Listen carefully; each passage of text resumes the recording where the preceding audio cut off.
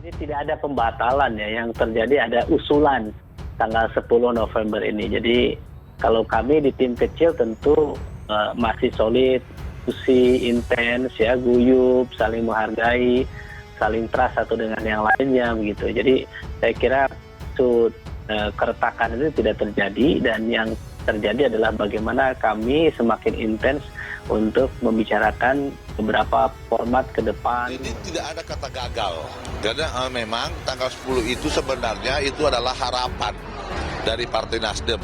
Tentunya kita harus menghargai mekanisme yang ada di tiap-tiap partai. Kita menghargai betul bahwa setiap partai itu memiliki mekanisme sendiri-sendiri. Jadi itu yang harus kemudian kita kedepankan, rasa penghargaan, rasa respek. Mengklaim akan membentuk koalisi yang menyebut dirinya Koalisi Perubahan, Anies Baswedan gagal melakukan deklarasi pada kemarin 10 November. Padahal konon sudah ada 3 parpol yang mau bergabung, Nasdem, PKS, dan Demokrat. Mencapreskan Anies malah membuat Nasdem menuju kuburannya. Mendatangkan ketidakpastian dan bila diteruskan bisa jadi secara bersamaan akan membuat Nasdem dan Surya Paloh bangkrut. Ternyata koalisi perubahan itu layu sebelum berkembang, membusuk sebelum matang.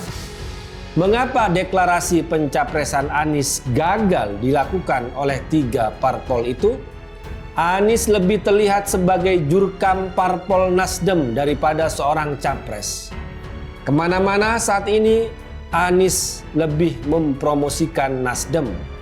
Dia terlihat sebagai juru kampanye Partai Nasdem daripada seorang capres.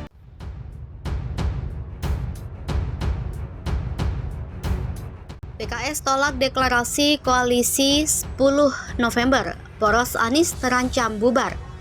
Usulan Nasdem soal deklarasi koalisi pada 10 November pekan depan ditolak PKS. Demokrat juga masih belum sepakat. Poros yang digadang-gadang akan mengusung Anies Baswedan sebagai capres di pemilu 2024 ini juga masih alot menentukan figur cawapres.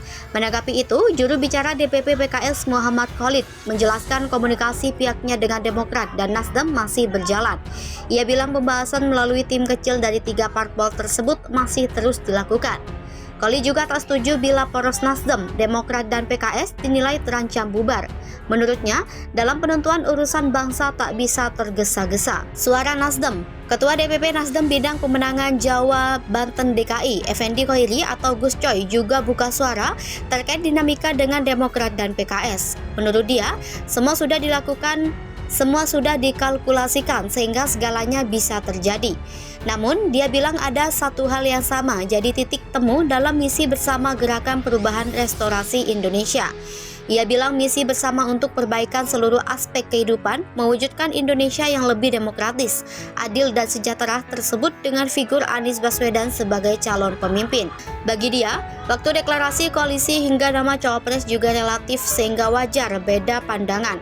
Ia tak menampik Demokrat mengusulkan AHY jadi pendamping Anies. Lalu, PKS menyodorkan nama Ahmad Heriawan atau Aher sebagai cawapres. Dia yakin nanti ada waktunya tak ada lagi manuver masing-masing parpol yang menonjolkan ego sektoral partai dengan menawarkan figur kadernya.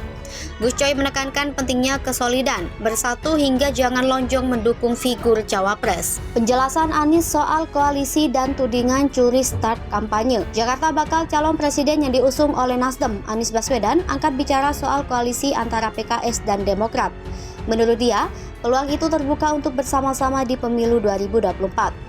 Hal tersebut disampaikannya usai mengikuti rapat akbar dan silaturahmi Partai Nasdem Sulsel di gedung Celebes Convention Center, Jalan Metro Tanjung Bunga Makassar, Sulawesi Selatan, Sabtu 10 Desember 2022.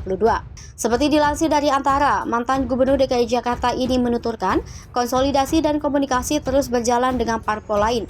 Bahkan biasanya dalam setiap pertemuan-pertemuan tetap mengakomodir unsur dari daerah-daerah.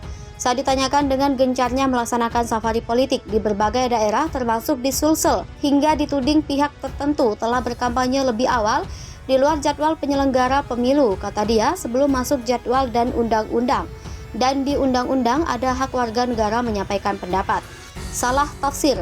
Sebelumnya, Wakil Ketua DPP Nasdem Ahmad Ali pada rapat akbar itu memaparkan, dalam perjalanan politik meskipun banyak perdebatan, salah tafsir hingga menuding Anies Baswedan telah curi start kampanye lebih awal, namun kata dia itu bukan pelanggaran.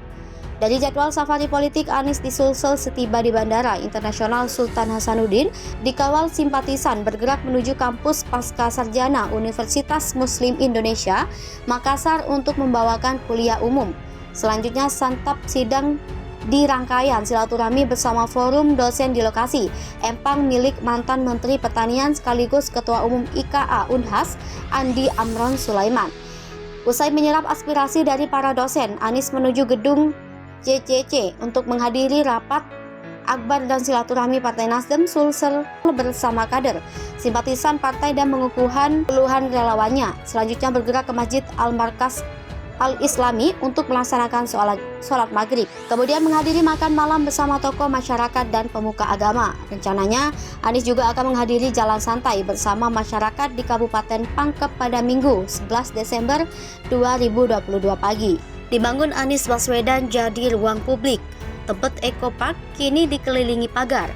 Tebet Eco Park di Jakarta Selatan ditutupi pagar yang mengelilingi area taman tersebut. Pagar yang dibangun sebagian sudah berdiri kokoh, namun di sekelilingnya masih ditutupi dengan seng-seng proyek. Dalam tempo di lokasi taman, sejumlah spanduk pemberitahuan pembangunan pagar tersebut dipasang di area taman selatan. Sebagian taman sudah dipasangi pagar, namun pagar tersebut belum mengelilingi seluruh kawasan taman. Pagar yang sudah terbangun baru berada di area taman selatan. Sejumlah petugas dinas perhubungan pun terlihat berada di depan pintu masuk utama taman tersebut.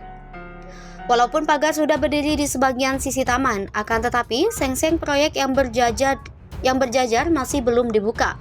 Salah satu petugas Tebet Eco Park ini mengatakan seng-seng akan dibuka ketika semua pagar sudah jadi total. Salah satu pengunjung UPI 58 tahun mengatakan dibangunnya pagar tersebut membuat taman terkesan lebih rapih dan bagus. Semula Tebet Eco Park dibangun dengan konsep tanpa pagar. Seperti dikutip dari laman DPD DKI 4 April 2022, Kepala Dinas Pertamanan dan Hutan Kota DKI Jakarta Suzy Marsitawati menjelaskan untuk Tebet Eco Park memang sengaja tidak diberikan pagar dengan harapan warga Jakarta bisa mengawasi taman selama 24 jam dan merasakan miliknya. Tebet Eco Park diresmikan Gubernur DKI Anies Baswedan pada 23 April 2022 lalu. Taman ini merupakan revitalisasi dari Taman Tebet. Nama Eco Park dihadirkan untuk memunculkan keindahan alami melalui pemulihan ekosistem dan ruang terbuka hijau dan biru dengan fasilitas taman yang bisa mengakomodasi aktivitas warga. Tebet Eco Park menurut Anies lebih dari sekedar membangun tempat interaksi. Kepala Dinas Pertamanan dan Hutan Kota Provinsi DKI Jakarta, Suzy Marsitawati, mengatakan Tebet Eco Park menjadi mode ideal pembangunan taman di ibu kota. Seiring pertumbuhan kota yang pesat, kehadiran taman semakin dibutuhkan oleh warga sebagai tempat interaksi antar warga atau warga dengan alam. Konsep Eco Park Tebet Eco Park.